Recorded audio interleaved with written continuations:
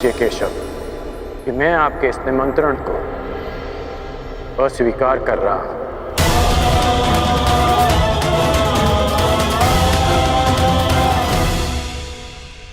अब वासुदेव, अंगराज थोड़े भावुक हो गए, परंतु आप निश्चिंत रहिए, हस्तिनापुर इस यज्ञ में अवश्य सम्मिलित होगा। मुझे आपके आगमन की प्रतीक्षा रहेगी गांधार नरेश।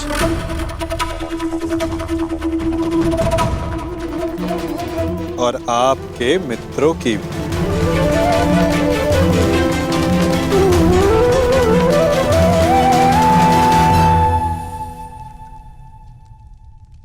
बुआ, बहुत लंबी यात्रा से आया हूं, भूख लगी है। भ्राता भीम ने मुझे बताया था कि आप राजभोग और खीर बड़ी स्वादिष्ट बनाती हैं। भोजन नहीं कराएंगी?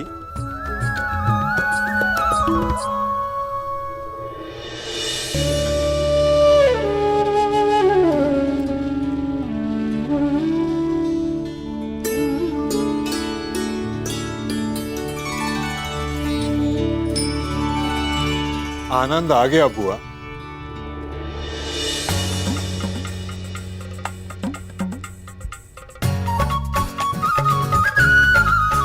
मार्ग में बहुत थक गया था बुआ, परंतु इतना स्वादिष्ट भोजन करके मानो जैसे मेरी थकान कहीं उड़ गई हो। और ये खीर,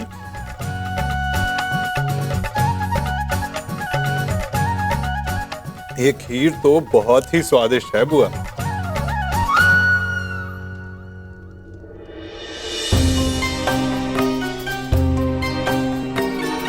क्या हुआ बुआ? आप प्रसन्न नहीं हैं? आपके पुत्र राजसूय यज्ञ करने जा रहे हैं। आप अपने पांचों पुत्र से मिलने वाली हैं बुआ। आपको तो परम आनंदित होना चाहिए।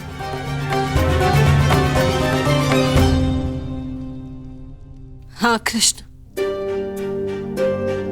बस एक ही दुख है, मेरा ज्येष्ठ पुत्र प्रायोजन में सम्मिलित नहीं हो पाएगा। कान्हा, ऐसा क्या है जो तुम्हारे बस में नहीं? क्या तुम कर्ण को इंद्रप्रस्थ ले आ सकते हो?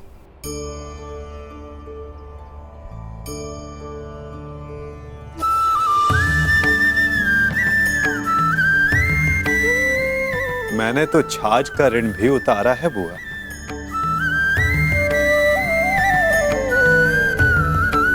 और आपने इतनी मीठी खीर खिलाई है तो प्रयास अवश्य करूंगा कि इसका ऋण भी उतार सकूं। आपका ज्येष्ठ पुत्र अपने पांचों अनुजों के साथ इस राजसूय यज्ञ के आयोजन में सम्मिलित हो सके।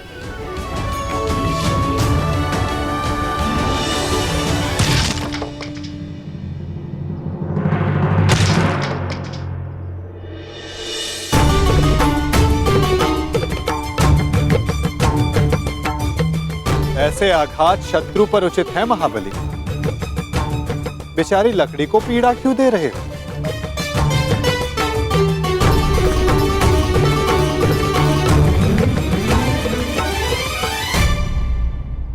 क्योंकि मैं अपने शत्रु पर आघात नहीं कर सकता, इसलिए मैं अपना शोभ इन लकड़ियों पर निकाल रहा हूं।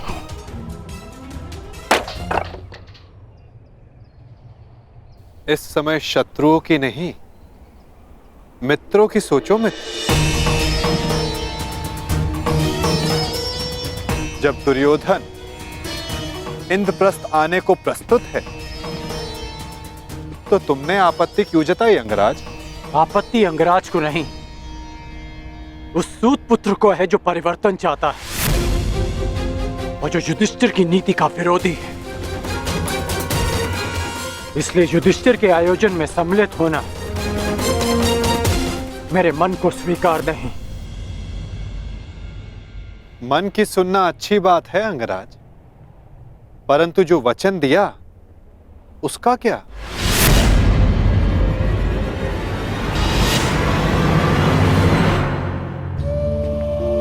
पांडवों की अनुपस्थिति में बुआ कुंती की रक्षा करने का वचन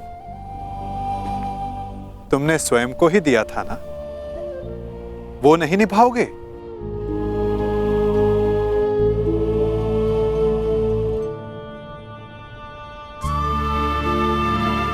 मैंने तो बस तुम्हें तुम्हारा वचन स्मरण करवाया है अंगराज, उसे निभाना है या नहीं ये तुम्हारा निर्णय है,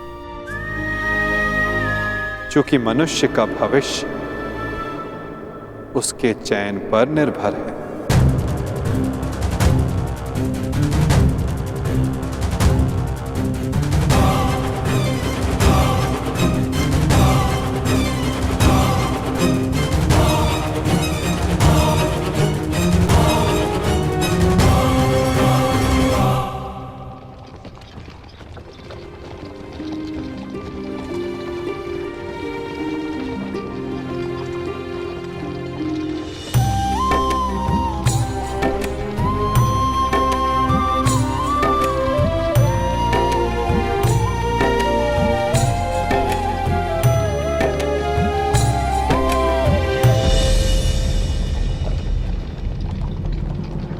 सारथी, रथ रोको।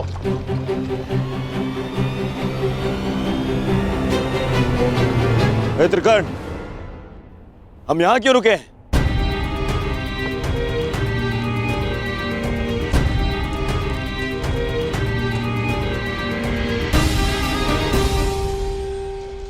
हम इंद्रप्रस्थ की सीमा पर खड़े हैं मित्र।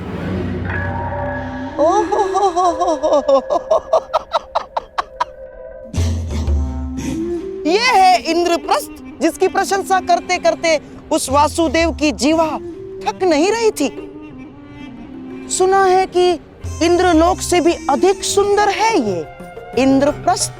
कैसा इंद्रलोक! ऐसा प्रतीत होता है कि दरिद्र लोक में पहुंच गए हैं हम। और हाँ, वैसे भी जो सारा जीवन वन में व्यतीत करते आए हैं, उनसे इससे अधिक अपेक्षा क्या की जा सकती?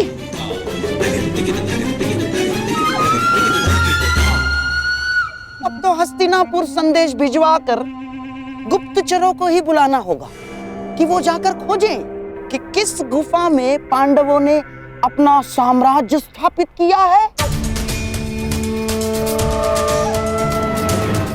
चलो मेरे होने वाले सम्राट, चलो लौट चलते हैं। महाराज को भी इंद्रप्रस्थ की भव्यता के विषय में, सुंदरता के विषय में पता चलना चाहिए ना। आओ। रुकिए गांधार नरेश।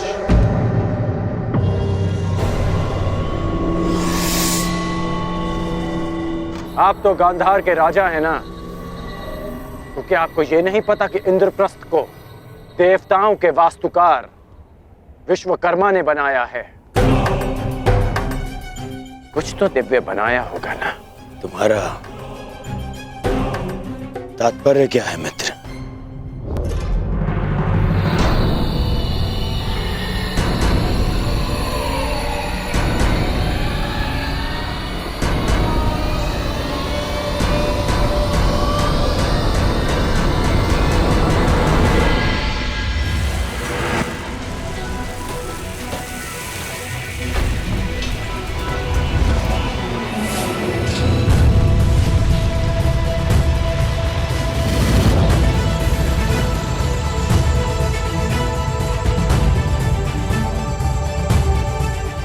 वो रहा इंद्रप्रस्थ मित्र।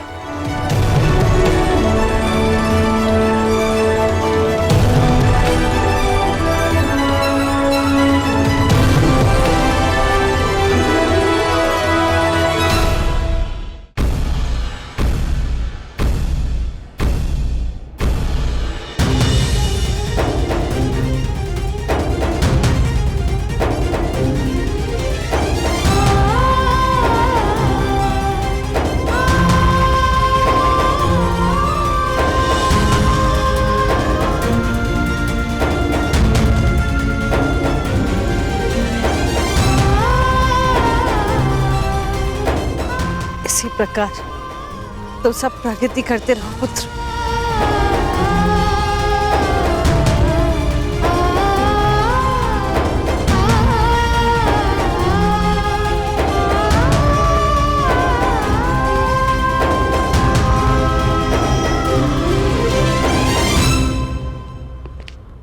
धन्यवाद मित्र, बुआ को अपने साथ लाने के लिए। धन्यवाद स्वीकार नहीं कर सकता वासुदेव। मैं यहाँ केवल अपना वचन निभाने आया हूँ। कारण कुछ भी हो मित्र, परंतु इस समय तुम पांडवों के अतिथि बन ही गए। अब सत्कार तो स्वीकारना पड़ेगा ही।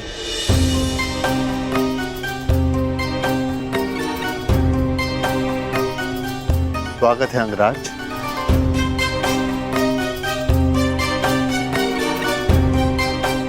इंद्रप्रस्थ आपका अभिवादन करता है।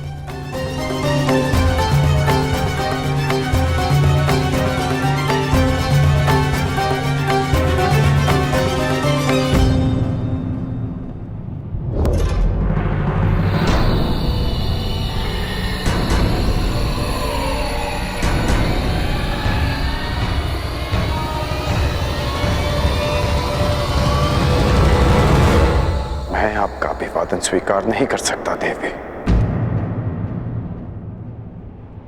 किंतु आप अतिथि हैं, आपका स्वागत अनिवार्य है अंगराज। अतिथि तो मैं पंचाल में भी था। जब उस दिन सूतपुत्र कहकर अपमान किया, तो आज अंगराज कहकर यह सम्मान क्यों? क्योंकि उस दिन आप अनामंत्रित थे,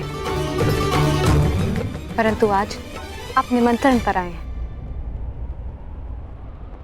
राजकुल की परंपरा कदाचित मैं कभी नहीं समझ पाऊंगा। आप सब जब चाहे नियम तोड़ मरोड़ लेते हैं, परंतु एक योद्धा के लिए एक नियम कभी नहीं बदलता कि वो ना कभी हार स्वीकारता है और ना अपमान।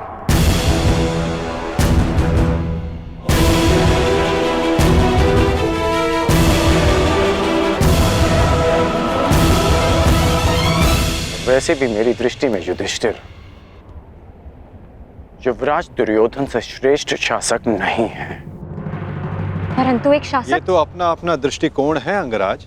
अति सुंदर।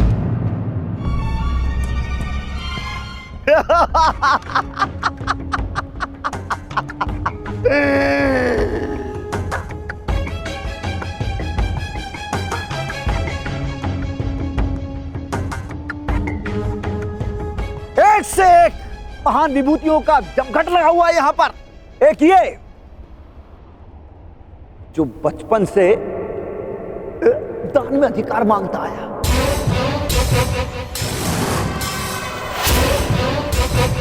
और ये बचपन से ही सब कुछ छल से चुराता आया,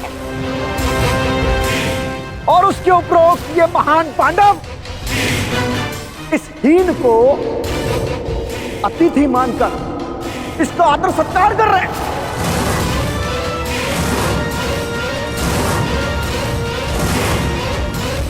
सावधान यदि नरेश। शांत हो जाओ विकोदर। इस समय छेदी नरेश शिशुपाल आपके अतिथि हैं, और अतिथि अतिथि का अपमान करे तो ये राजसूय यज्ञ के फल को निष्फल कर सकता है।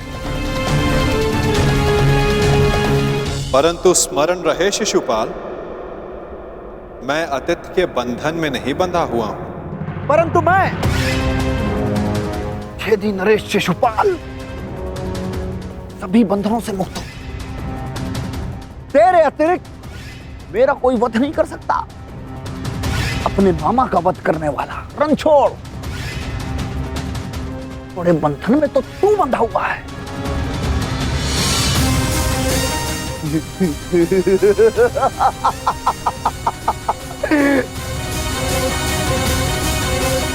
जब तक इस माला में मोती शेष हैं,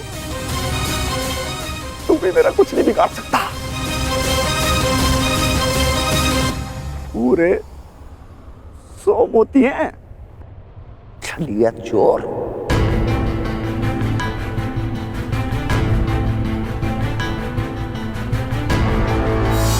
नहीं शिशुपाल, अब केवल 99 रह गए और जैसे ही ये सारे मोती समाप्त हुए तुम्हारे 100 अपराध भी पूरे हो जाएंगे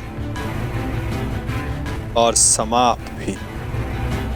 ऐसा अवसर मैं तुझे नहीं दूंगा। स्त्रियों के वस्त्र चुराने वाले। शिशुपाल, वरदान यह है कि तुम्हारा कोई वध नहीं कर सकता, परंतु मर्यादा का उल्लंघन किया तो कहीं ऐसा न हो कि तुम्हारा वध करने वाले को भी तुम पर दया आ जाए।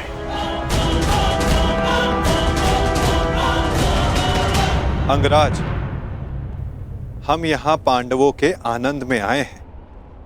यहाँ कोई उत्पात उचित नहीं होगा।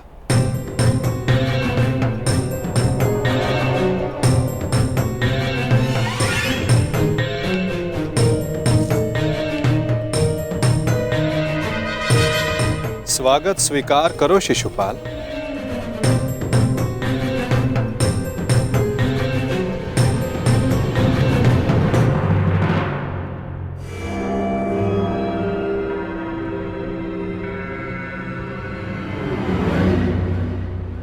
एक पुरुष को 100 पत्नियां संतुष्ट नहीं कर सकती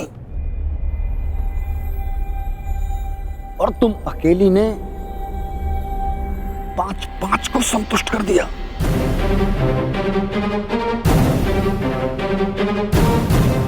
अद्भुत।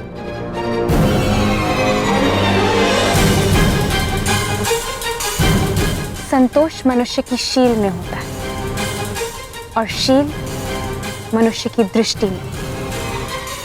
अपनी दृष्टि सीधी कर लीजिए। वो क्या है ना, टीका टेढ़ा हो जाएगा।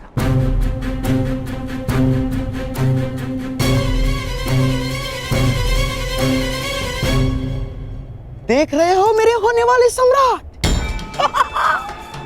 अब आएगा यहाँ आनंद।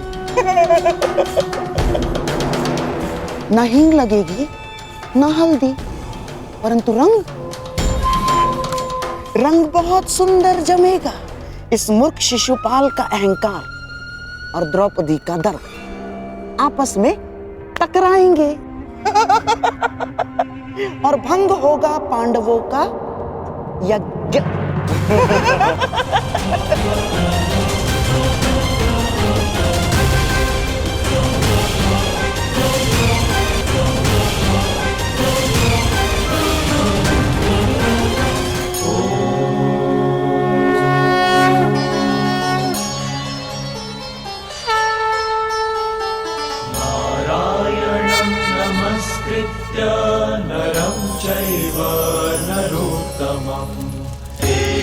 सरस्वतीं व्यासं ततो जयमुदीरये। मामाश्री, जब तक ये कृष्ण यहाँ पे है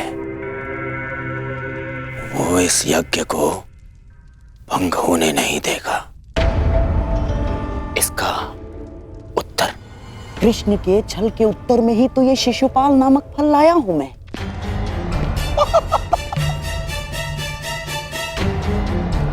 स्मरण है ना आपको? कहीं ऐसा तो नहीं कि इस माया महल की सुंदरता और पांचाली की तिरछी दृष्टि आपके नैनों में बस गई है? गांधार नरेश, मेरी तिरछी दृष्टि छोड़िए और अपनी तिरछी चाल संभालिए।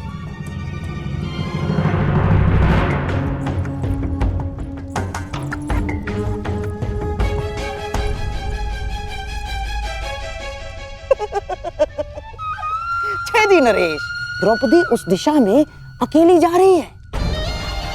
अवसर है आपके पास, अवसर। और जो स्त्री 5 पतियों को स्वीकार कर सकती है उसके लिए छठे को स्वीकारने में क्या समस्या है? और जो ना स्वीकारा तब भी हमारा लक्ष्य पूर्ण हो जाएगा। द्रौपदी को आपने कुदृष्टि से देखा, ये बात पांडव सहन नहीं कर पाएंगे और फिर अस्त्र उठाएंगे। आपको तो मार नहीं सकते हैं? और आप पर हाथ उठाते ही अतिथि पर प्रहार माना जाएगा शिशुपाल, और यज्ञ ध्वंस हो जाएगा। गांधार नरेश, कभी कभी आप सीधी बात भी कर देते हैं।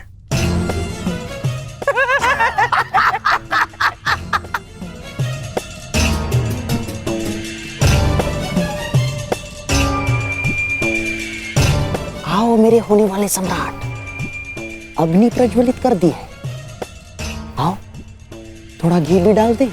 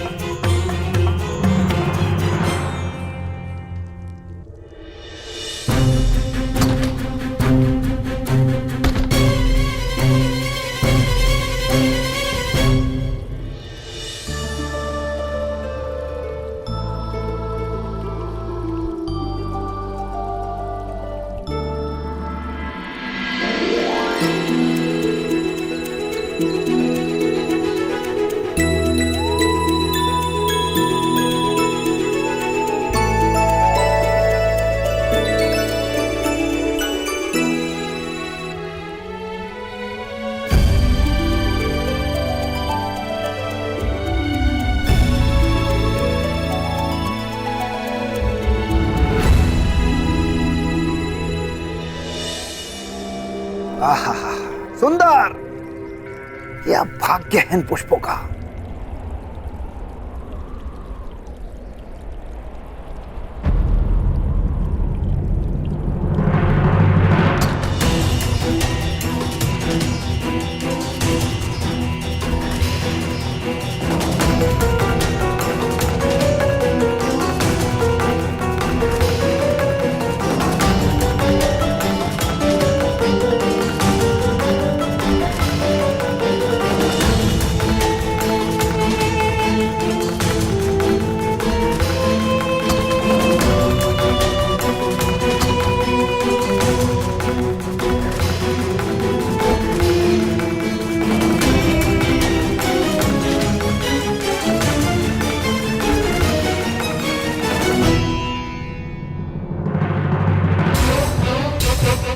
पांडवों का भाग्य इन पुष्पों की भांति जाग गया है। जरा भी जगा दो। अपनी मर्यादा में रहो शिशुपाल। हट! वहां 5 पतियों वाली स्त्री मुझे मर्यादा में रहना सिखाएगी। ये तुम्हें शोभा नहीं देता पंचाली। यदि मेरे 5 पतियों को तुम्हारी इस हरकत का पता चला तो छेदी राज्य नरेश विहीन हो जाएगा।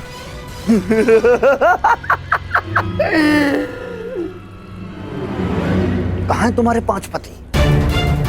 यहाँ तो सिर्फ मैं हूं। और अगर तुम्हारे 5 पति यहाँ पर आ भी जाएं, तब भी वो छेदी नरेश शिशुपाल का बाल भी बांका नहीं कर सकते।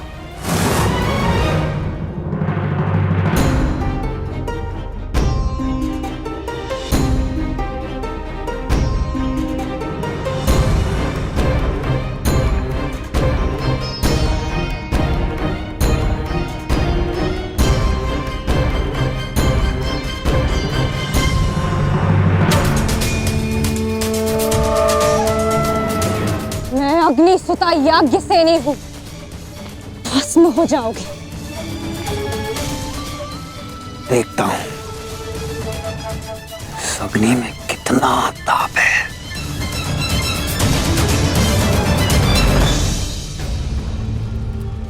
महाराज,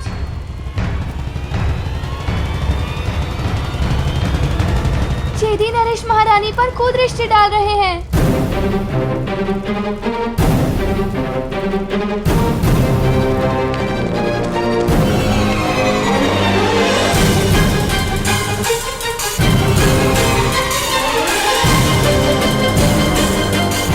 चौसर सज गई है, अब वो 12 और खेल हमारा।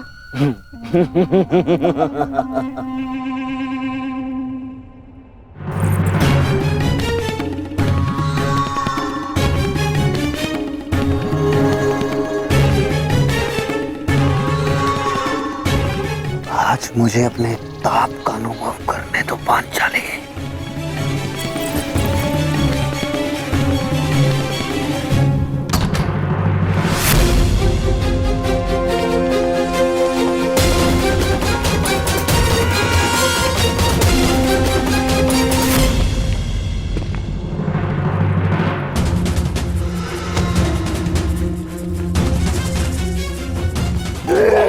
छोड़ेंगे नहीं। यही तो मेरी इच्छा है कि वो मुझ पर प्रहार करें और उनका यज्ञ भंग हो जाए।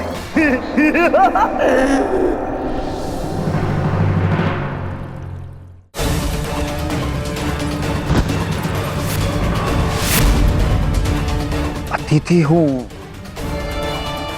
सत्कार करो मेरा पंचाली।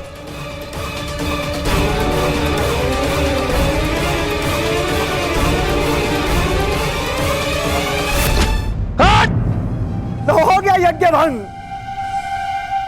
आ गए कुंती के पुत्र तुम्हें बचाने।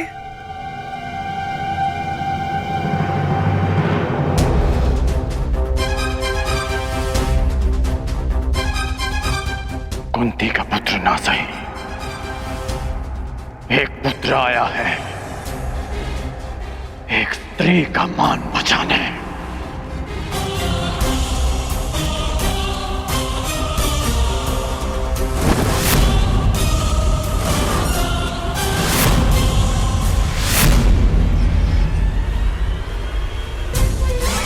तुमने फिर से एक अतिथि की मर्यादा भंग की शिशुपाल।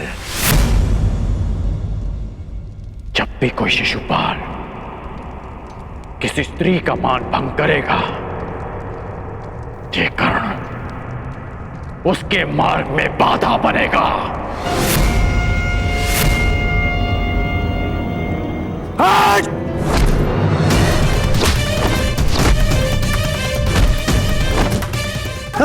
हस्तिनापुर में समझाया था कि अपनी मर्यादा में रहना।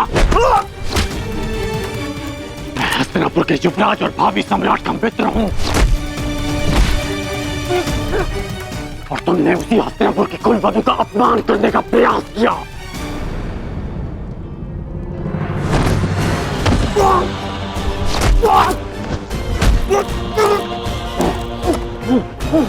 पांडव बंधन में हो सकते हैं, परंतु कर्ण इस समय किसी बंधन में नहीं।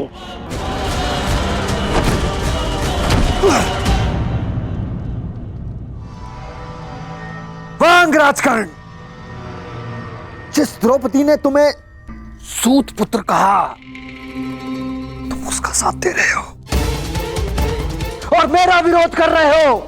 इसलिए क्रोधित हो क्योंकि उसने तुम्हें नहीं स्वीकारा। मैं आज भी कहता हूं, कुछ नहीं बिगड़ा अंगराज। अरे जिसके 5-5 हैं, हम और तुम मिलके अगर साथ भी हो जाएंगे तो क्या अंतर पड़ता है?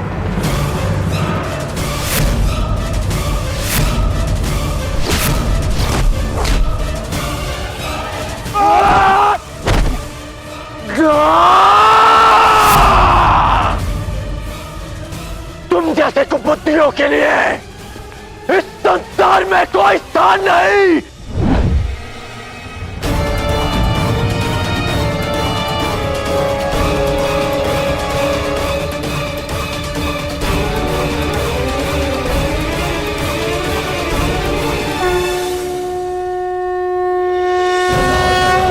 धर्मस्य भवति भारत। धर्म संस्थापनार्थाय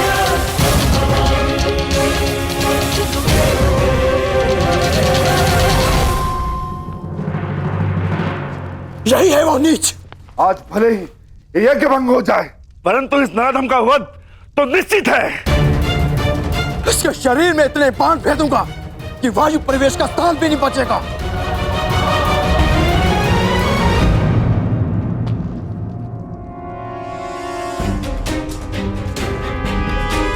मेरे होने वाले सम्राट, ऐसा प्रतीत होता है कि हमारा प्रयोजन पूर्ण हो गया है। रुक जाओ अंगराज, शांत हो जाओ।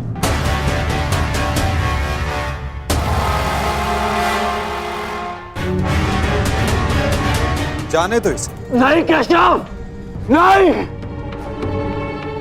हम सब किसी प्रयोजन से जन्म लेते हैं और किसी ना किसी प्रयोजन के अंतर्गत मृत्यु भी होती है। और इस समय शिशुपाल के जन्म का प्रयोजन सिद्ध नहीं हुआ है अंगराज, ना ही उसके मृत्यु का।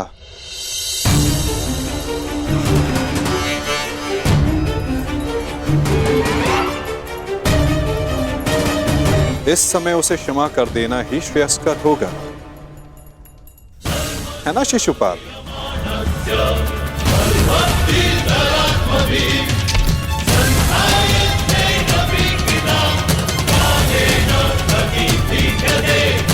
इसने हमारे सारे प्रयत्नों पर पानी फेर दिया। तुमने इसे अपना मित्र चुना है या नियति ने पांडवों का?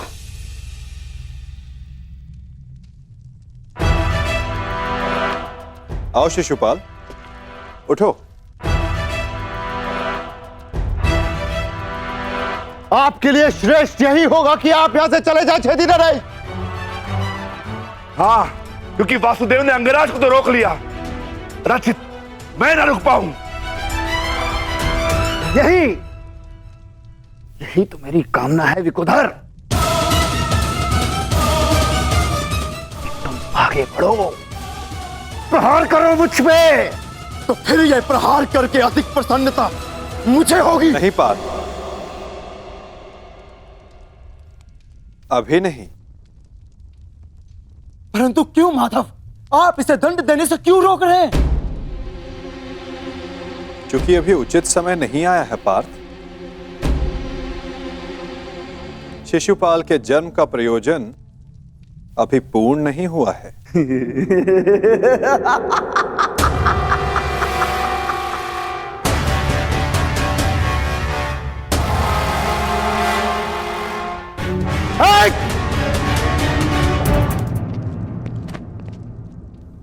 आओ युधिष्ठिर, यज्ञ प्रारंभ करते हैं।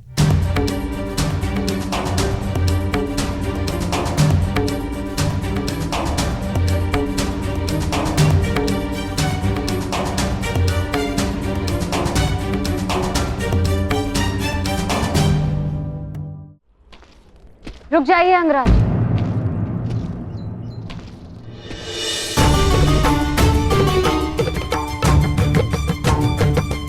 एक प्रश्न है मन में। जिसका सम्मान न लिया, उसके मान के लिए द्वंद्व क्यों किया?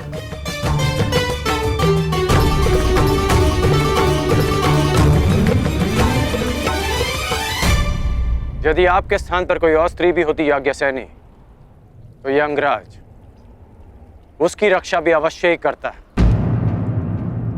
क्योंकि जिसने मुझे जन्म दिया वो भी एक नारी है और हर नारी सदा सम्मान का पात्र होती है।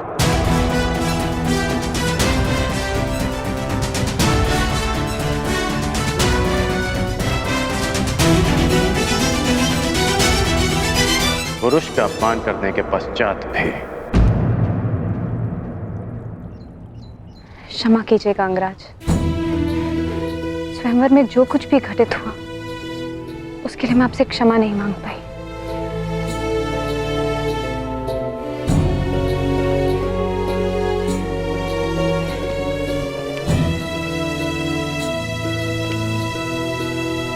क्षमा उस कर्म के लिए मांगनी चाहिए देवी जिसके परिणाम से खेद हो। क्या सत्य में आपको उस कर्म के परिणाम का पछतावा है? आपको लगता है मुझे खेद नहीं है? नहीं है, आपको खेद नहीं है।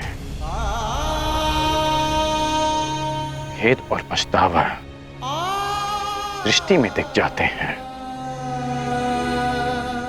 और आपकी दृष्टि में समझता हूं।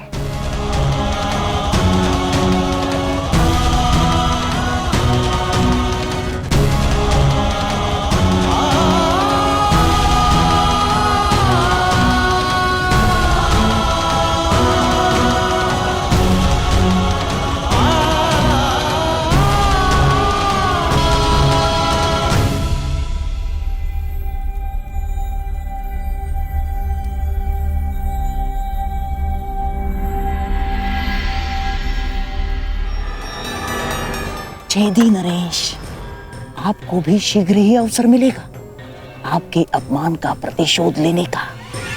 हाँ?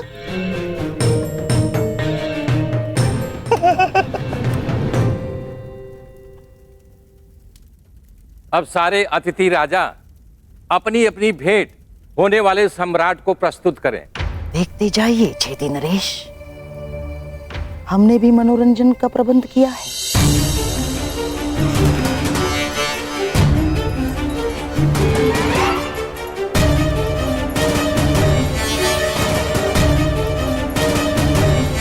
धृतराष्ट्र पुत्र दुर्योधन की ओर से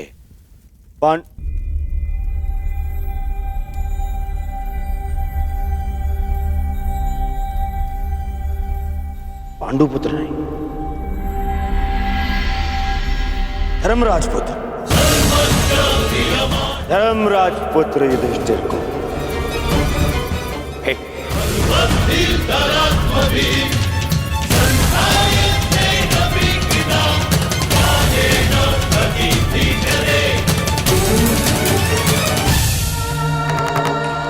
धृतराष्ट्र पुत्र दुर्योधन की ओर से पांडुपुत्र नहीं, धर्मराज पुत्र युधिष्ठिर को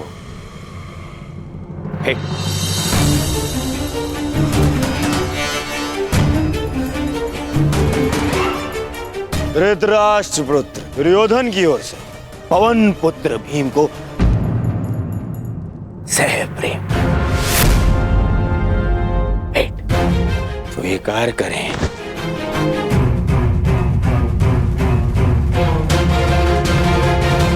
धनुर्धारी अर्जुन, इंद्र के पुत्र,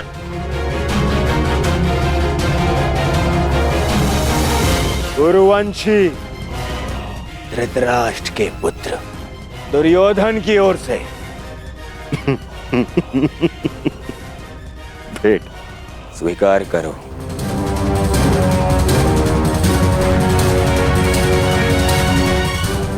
अश्विनी कुमार के पुत्रों को धृतराष्ट्र पुत्र दुर्योधन की ओर से भेंट।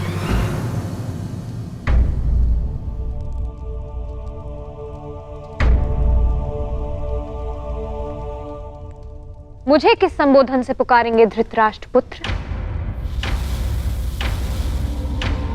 अब 5 पतियों की एक पत्नी को मैं क्या कह के पुकारूं?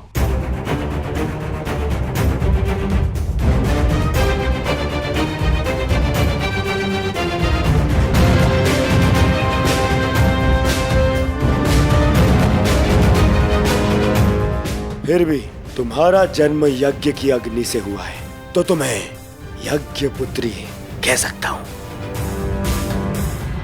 बात यदि उद्गम की है, तो आपके जन्म के सत्य से भी सभी परिचित हैं। घटपुत्र।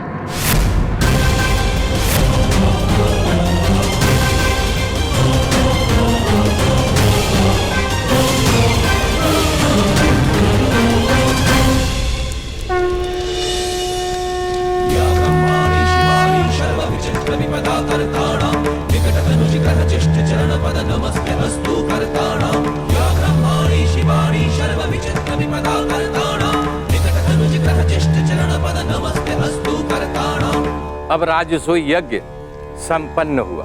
अतिथियों के पूजा के बाद ही आप सम्राट सिद्ध होंगे। मैं अग्र पूजा के लिए उन्हें आमंत्रित करना चाहता हूं जो आर्य व्रत के सर्वश्रेष्ठ पुरुष हैं, जिनके कारण ये यज्ञ संपन्न हुआ है, और वो हैं वासुदेव कृष्ण।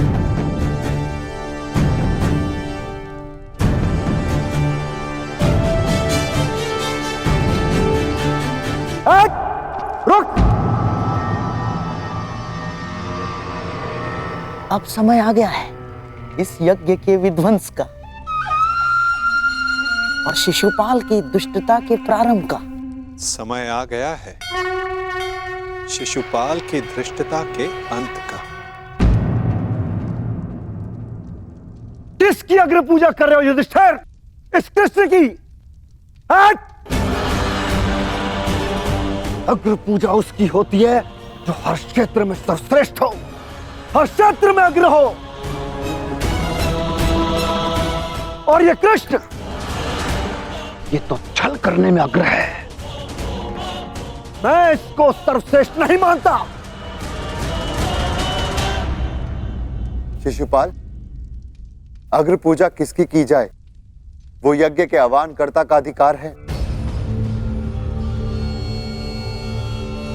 आप अपनी मर्यादा से बाहर जा रहे हैं। निसंदेह।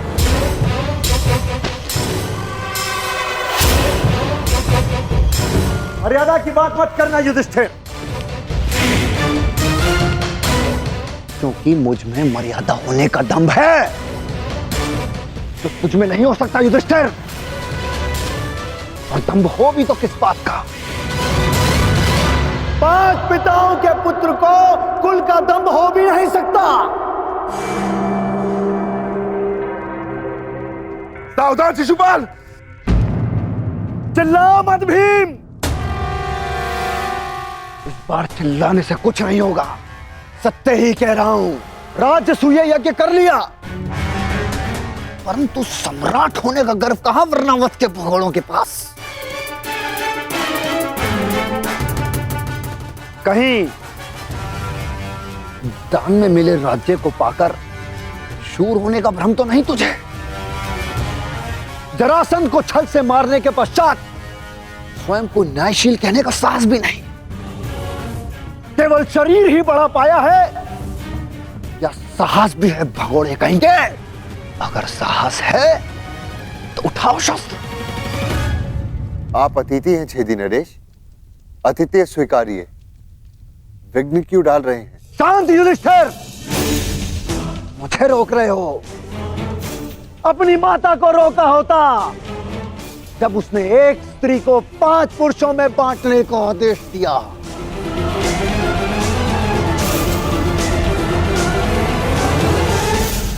स्त्रियों का सम्मान करना सीखो शिशुपाल। ये मत भूलो कि तुम भी एक नारी की कोख से जन्मे हो।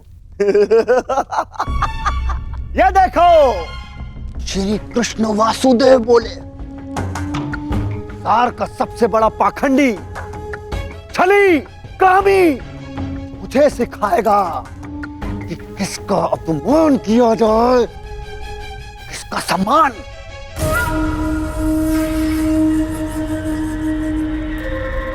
अग्र पूजा की कामना रखने वाले, तू जानता है तेरा नाम कृष्ण क्यों पड़ा? क्योंकि तू है ही मन का काला।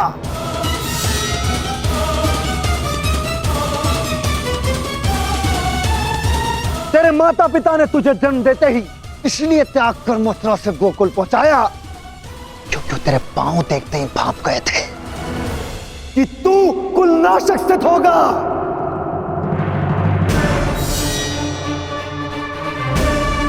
वही किया तूने, वही किया, अपने मामा का वध। जीभा और अश्व की गति एक समान होती है शिशुपाल। यदि उसके रास को कसकर ना रखा जाए तो अश्व अपने सवार को गिरा देता है और जीभा बोलने वाले को। श्री कृष्ण वासुदेव की बड़ी बड़ी बातें, अरे जो सत्य है उसको तू कहने में जिह्वा को लाज कैसी? बचपन से धूर्त रहा है तू।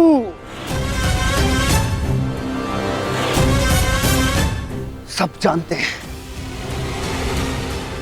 माखन स्वयं चुराता और आरोप अपने मित्रों पर लगा देता। धूर्त मुझे कहता है कि जीवा पर रास कसूं। तूने जो वृंदावन में रास रचा है वो संसार जानता है। कामी है तू, कामी। प्रेम का झांसा देकर जो स्त्रियों को ताड़ता रहा वो मुझे स्त्रियों का सम्मान करना सिखा रहा है। क्या क्या नहीं किया तूने? स्नान करती स्त्रियों के वस्त्र तूने चुराए।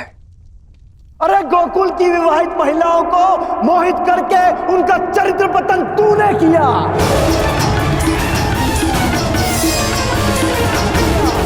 मैं सावधान करता हूं तुम्हें, मेरे धैर्य की परीक्षा ना लो शिशुपाल, अपनी सीमा में रहो।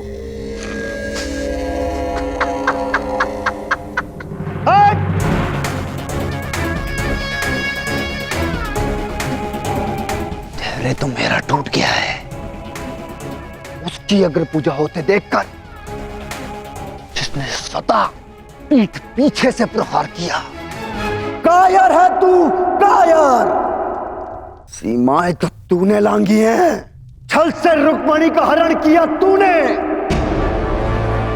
स्त्रियों का अपहरण करने वाले दुष्ट। तुम्हारे पापों का घड़ा भरता जा रहा है शिशुपाल, सावधान।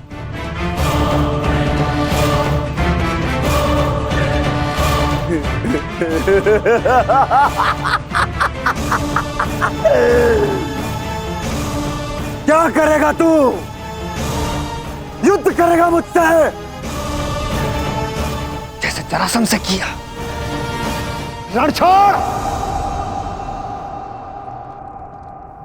अरे युद्ध भूमि छोड़कर भागने वाला कायर है ये, रण छोड़ है, दुष्ट है ये। क्या करेगा तेरे ये दास पांडव? इनके द्वारा तू मुझे भी मरवा देगा। कुलनाशक है तू और तुझे अग्नि पूजा का सम्मान चाहिए। थू। बस शिशुपाल।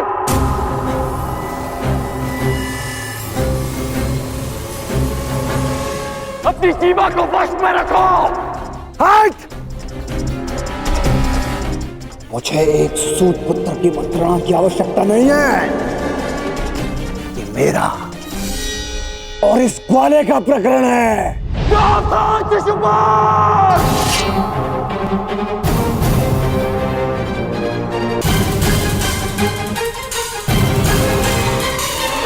नहीं अंगराज, रुक जाओ। निकाल देने दो छेदी नरेश को अपने मन का मैल। इनका नाश करने के लिए अपना बाण व्यर्थ मत करो। इनकी जीभा स्वयं इनके नाश का कारण बन जाए।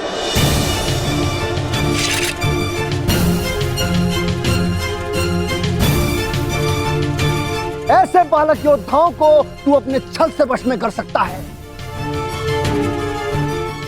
या फिर तेरे इन दास पांडवों को।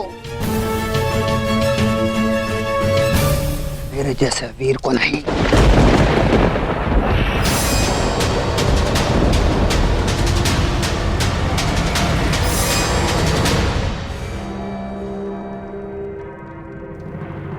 श्री,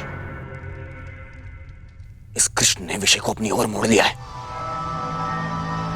शिशुपाल के 100 अपराध भी पूर्ण होने वाले हैं। इसे रोकना होगा।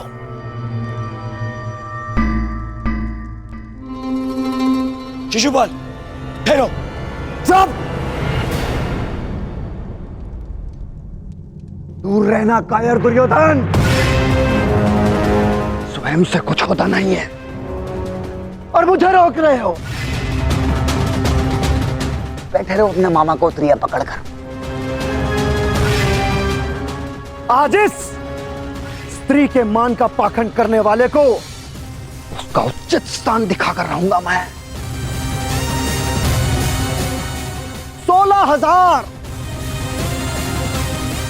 16,000 रानियों से जब तेरा मन नहीं भरा तो तू पांचाल चला गया। तेरा और इस पांचाली का क्या संबंध है? किसी से छिपा नहीं है।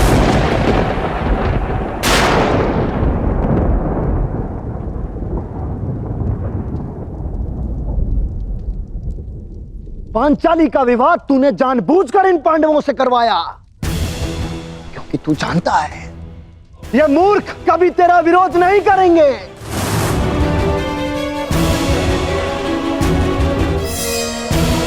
सखा सखी की संबंध की आड़ में क्या रासलीला रचा रहा है तू, ये मैं भली भांति जानता हूं।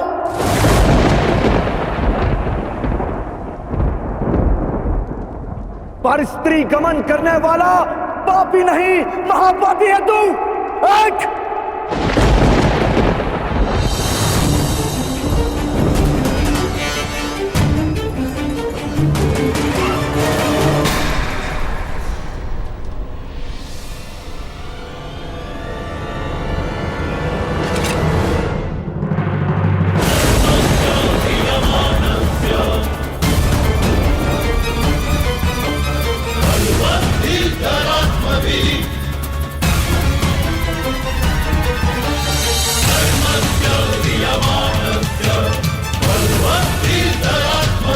तुम्हारे पापों की सीमा समाप्त हुई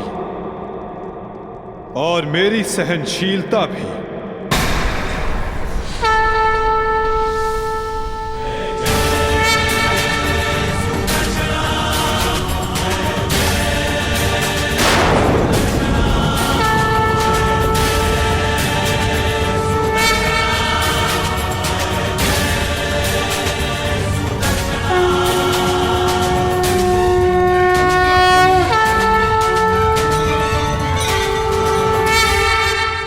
तुम्हारे पापों की सीमा समाप्त हुई और मेरी सहनशीलता भी।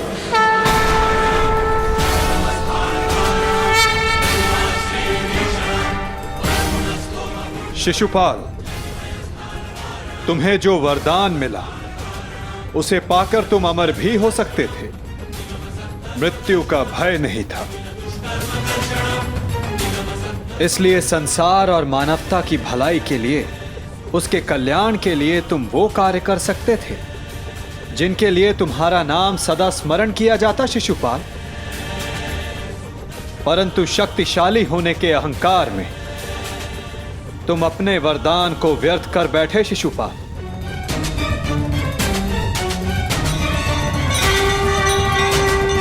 तुमने किसी का प्रेम नहीं लिया शिशुपाल, केवल श्राप लिया। अब देखो, तुम्हारा अंत, तुम्हारी मृत्यु तुम्हारे समक्ष है। ये क्या कर रहे हैं वासुदेव? ये अन्याय है। मैं इसका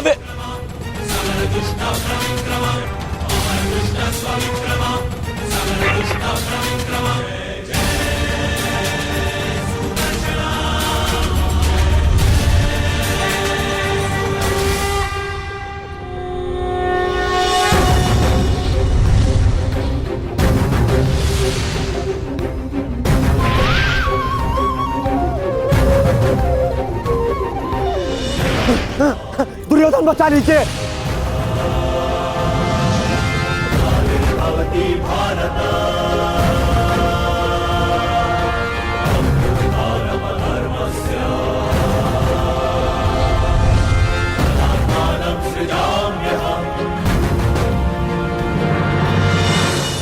राज, मेरी रक्षा करो, मैं दोस्त हूँ, कायर हूँ, मैं क्षमा चाहता हूँ, मेरी रक्षा करो। नहीं, तुम केवल एक अपराधी हो जिसे बार बार सावधान करने के पश्चात भी वो नहीं माना। तुमने न केवल एक अतिथि की मर्यादा भंग की, अपितु एक स्त्री के सम्मान पर भी प्रहार किया। तुम्हारी सहायता करना एक अपराध है जो मैं नहीं करूंगा।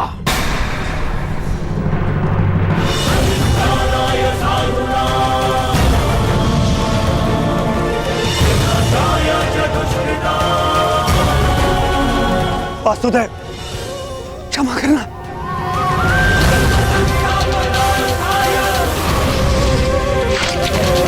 शिशुपाल,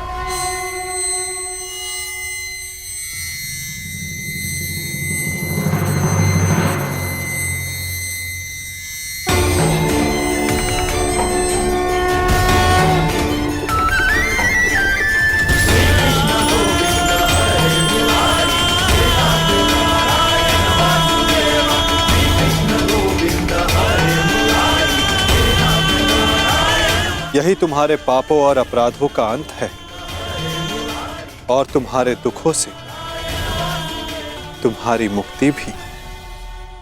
अनर्थ हो गया वासुदेव, अनर्थ। जिस अतिथि के केवल अपमान से यज्ञ भंग हो जाता है, वहां उसका वध कर दिया आपने। मेरे भांजे युधिष्ठिर का यज्ञ भंग कर दिया आपने। अनर्थ हो गया वासुदेव, अनर्थ। मेरे भांजे युधिष्ठिर को सम्राट बनने से रोक दिया आपने, इस इंद्रप्रस्थ को शापित कर दिया।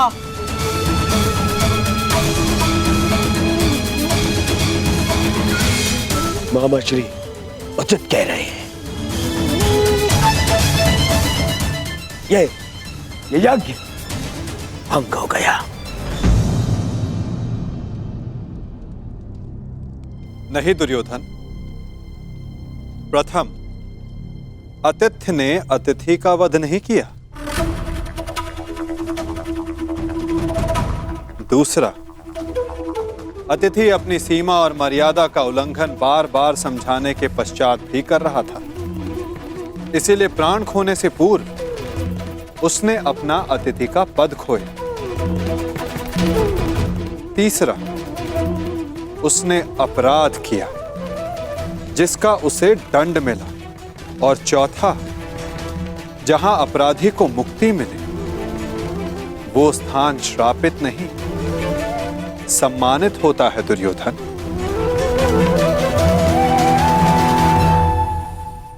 विश्वास ना हो तो अपने मित्र अंगराज से पूछ लो। वासुदेव ठीक कह रहे हैं मित्र।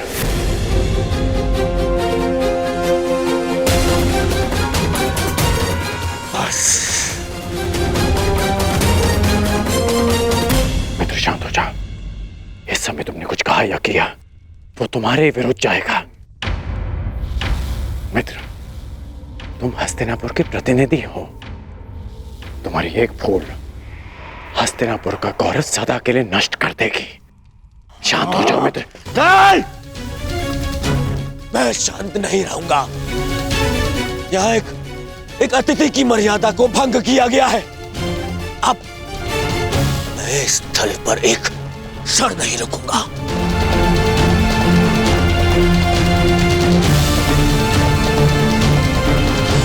दुर्योधन, दुर्योधन, जो सोच कर आए थे वो कुछ नहीं हुआ।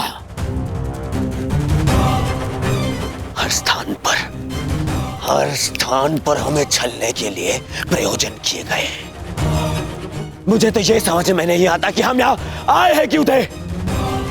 चलिए मामाश्री। मित्र,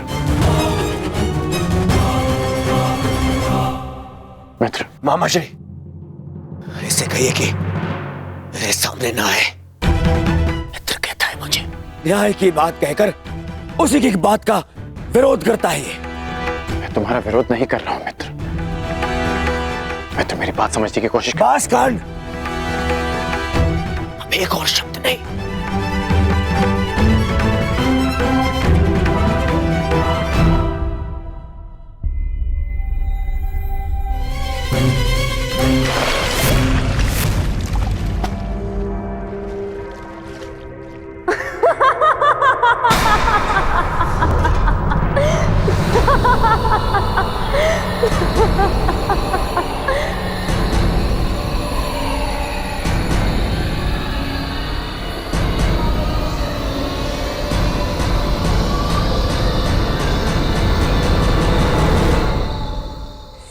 की उनके पिता से तुलना करने वाला स्वयं भूल बैठा कि वो किसका पुत्र है।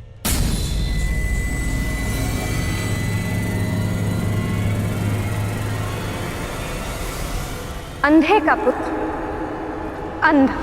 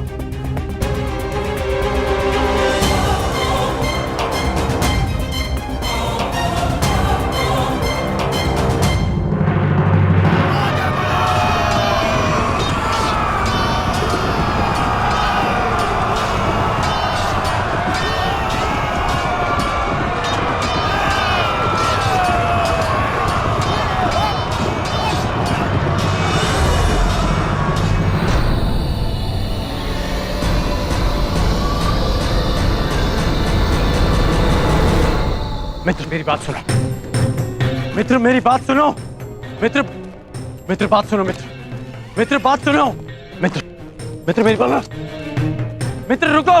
नहीं गण, ये रुकने का नहीं, प्रारंभ का समय है, प्रतिशोध का प्रारंभ। यद्यपि युधिष्ठिर को मैं सम्राट बनते हुए नहीं देख सकता था, फिर भी मैं आया, है ना? पर आज द्रौपदी ने मेरा अपमान कर दिया। कर्ण, मुझे अंधे का पुत्र अंधा कहा, मेरे पिता का अपमान कर दिया, इन पांडवों ने मेरा अपमान कर दिया। कर्ण, मैंने तुमसे कहा था कि मैं इन पांडवों का कभी आयत नहीं करूंगा,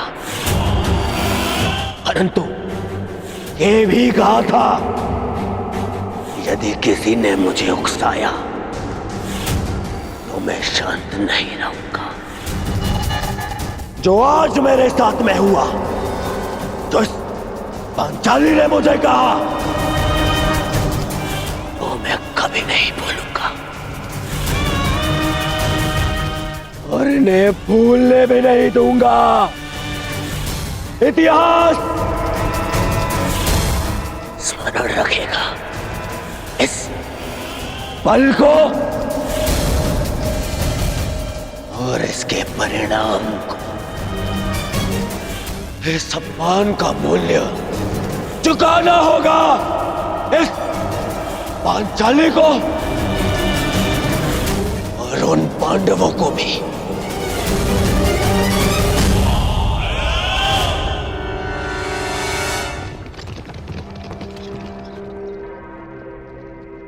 अंगराज,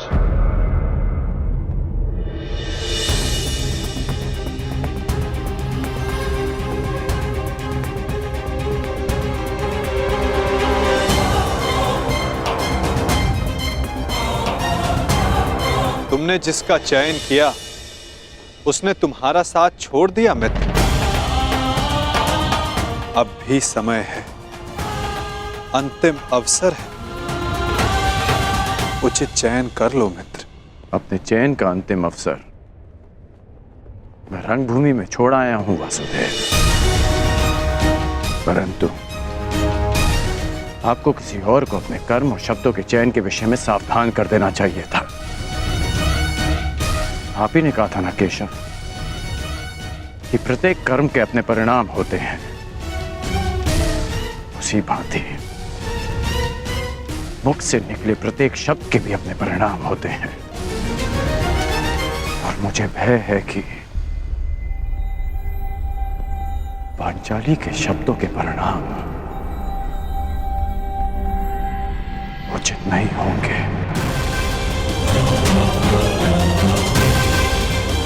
बड़ी बात।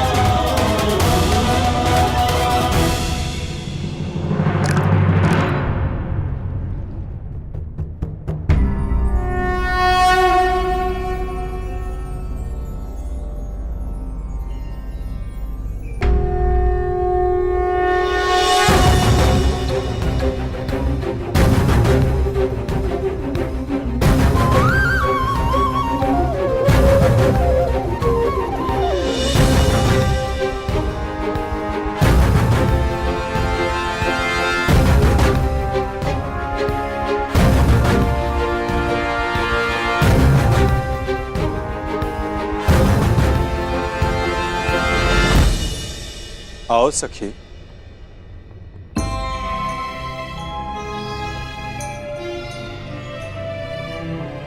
बिना मुझे देखे, बिना कुछ सुने आपने मुझे कैसे पहचान लिया सखा?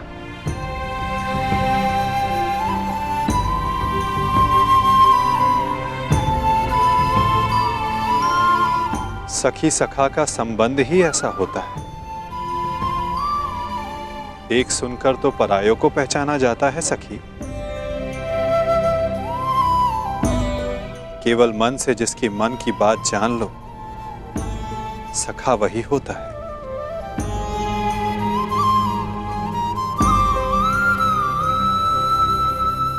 सखा, सखा आपके हाथ से तो अभी तक रक्त बह रहा है।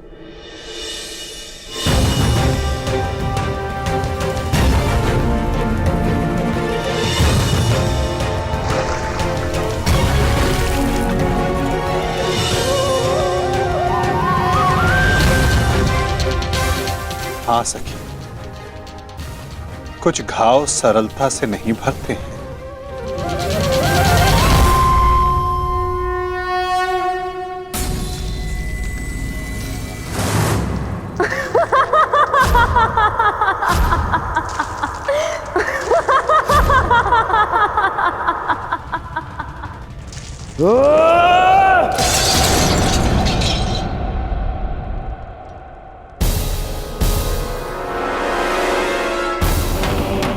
अंधे का पुत्र अंधा, अंधे का पुत्र अंधा, अंधे का पुत्र अंधा, अंधे का पुत्र अंधा।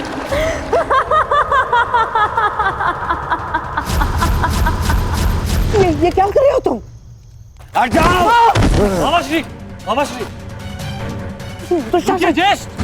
खाता घाव लग जाएगा ज्येष्ठ। तो मैं जानना चाहता हूँ कि ऐसा कौन सा घाव है जो उस घाव से ज्यादा पीड़ा दे सकता है जो पांचाली के वचनों ने मुझे दिया है।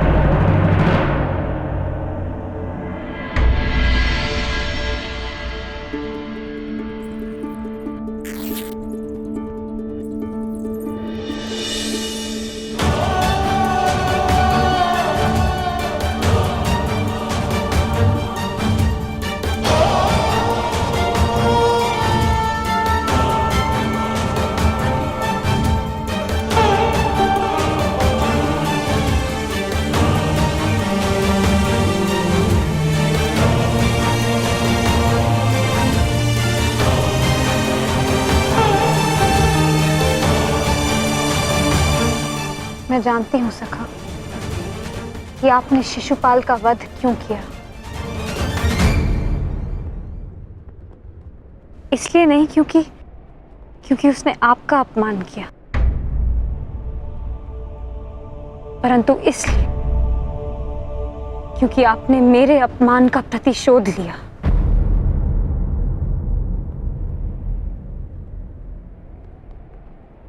प्रतिशोध सबसे भयंकर अस्त्र है याज्ञसेनी, जो कभी ना भर जाने वाले घाव दे देता है।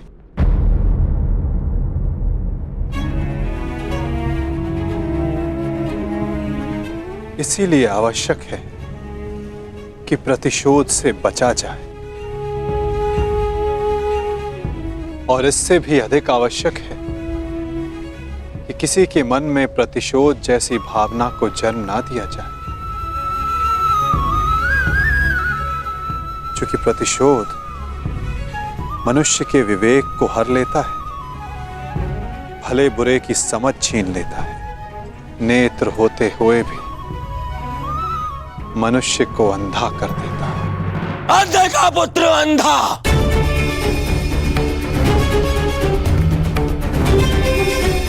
मेरे पिता का अपमान किया, मेरे, और मैं दुर्योधन इतना दुर्बल निकला कि ना मैं उस समय अपना प्रतिशोध ले पाया और ना अब लेने के सक्षम हूं। मामा, मुझे प्रतिशोध चाहिए, या तो मुझे प्रतिशोध दो मामा, या मुझे विष दे दो।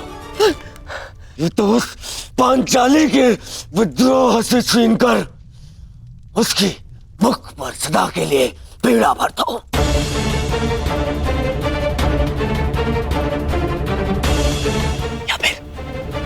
या फिर मेरी आंख और मेरे कंठ में पिघला हुआ लौह डाल दो ना। हाँ, पिघला हुआ लौह डाल दो मामा, क्योंकि मैं केवल इसलिए प्रतिशोध नहीं ले सकता कि मैं सम्राट नहीं हूं, और मेरे पिता मुझे युद्ध की आज्ञा नहीं देंगे। और इस अग्नि में जलने से अच्छा होगा कि मैं अपने चिता में अग्नि लगाऊं और उसमें कूद जाऊं।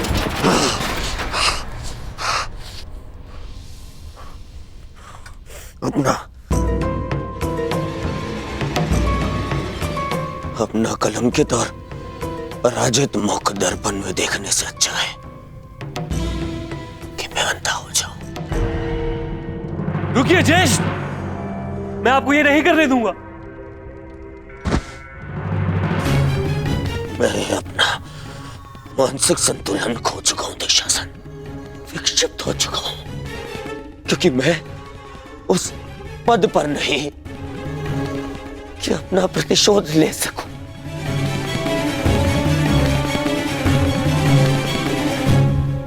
और मेरे पिता जो सक्षम है, उन्हें मेरे आंसू दिखाई नहीं दे सकते। हे ईश्वर, यदि यही मेरा प्रारब्ध था तो मुझे भी जन्म लेते ही अंधा क्यों नहीं कर दिया तूने? क्यों?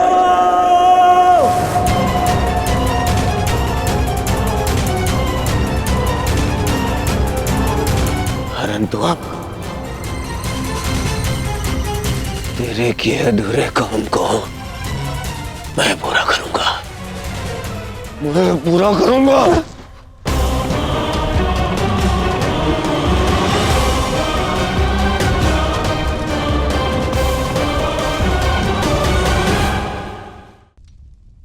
बस दुर्योधन,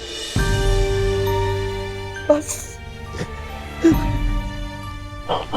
मेरा दुर्भाग्य और मत बढ़ा।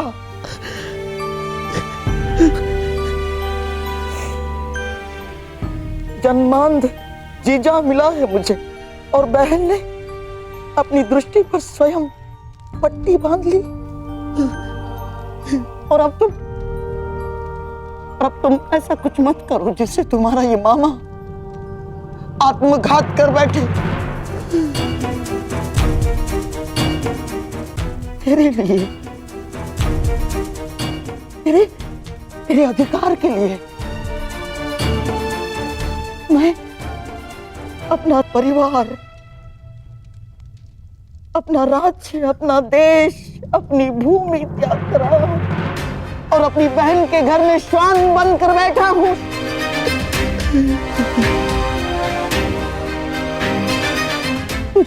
तुझे कुछ हो गया तो तेरे पास कुछ शेष नहीं बचेगा दुर्योधन।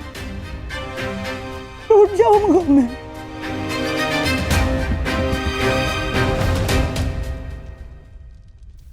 विध्वंस हो जाएगा मेरा, टूट जाऊंगा मैं।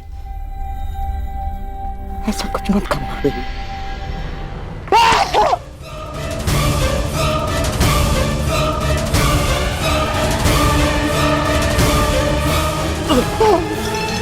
मामा, मामा।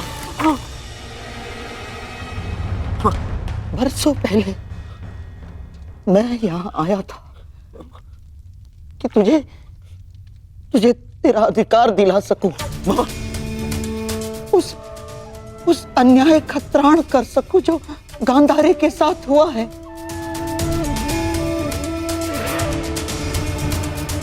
पांडवों के जाने के पश्चात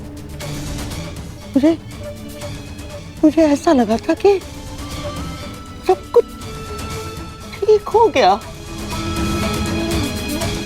परंतु ऐसा कुछ नहीं हुआ दुर्योधन। ये घाव भरा नहीं है अभी, हरा है, हरा।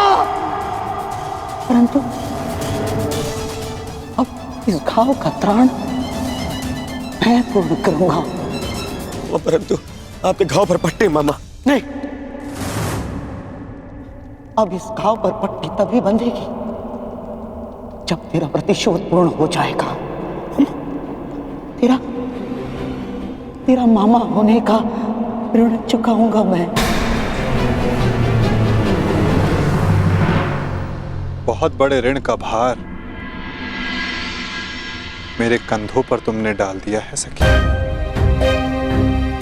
कामना यही है कि इस ऋण को चुकाने की कभी आवश्यकता ना पड़े। और यदि आवश्यकता पड़ी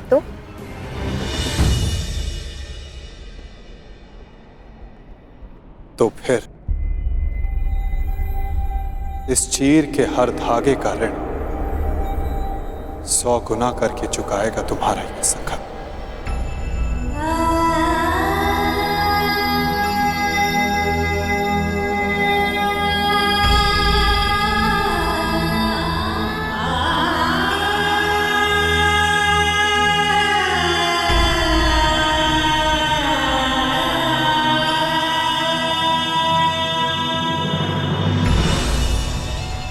जिस पांचालिकी की अपमान के कारण मेरे दुर्योधन ने अंधा होना चाहा,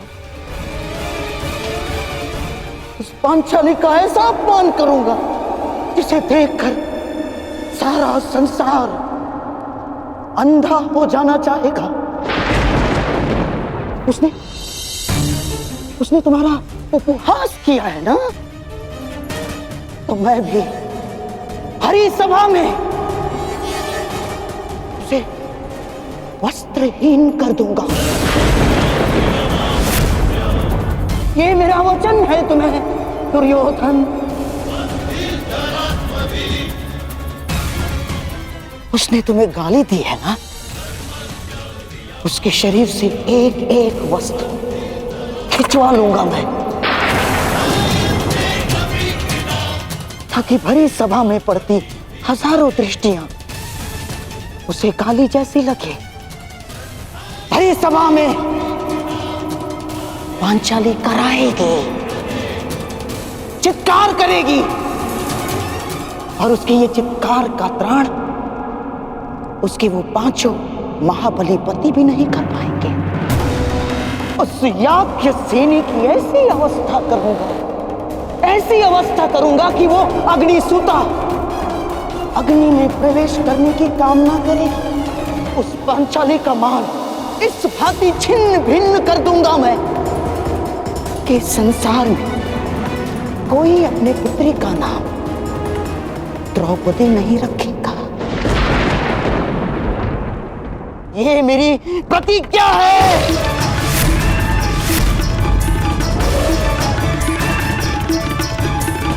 कहते हैं युद्ध भूमि में बहा रक्त इतिहास बदलता है,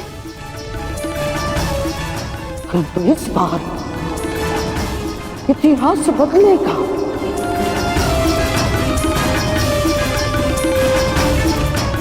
बिना रक्त बहाए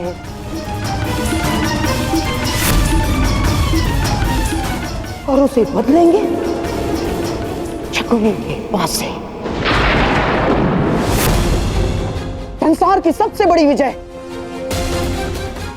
युद्ध भूमि के व्यू में नहीं, चौसर के व्यू में होगी।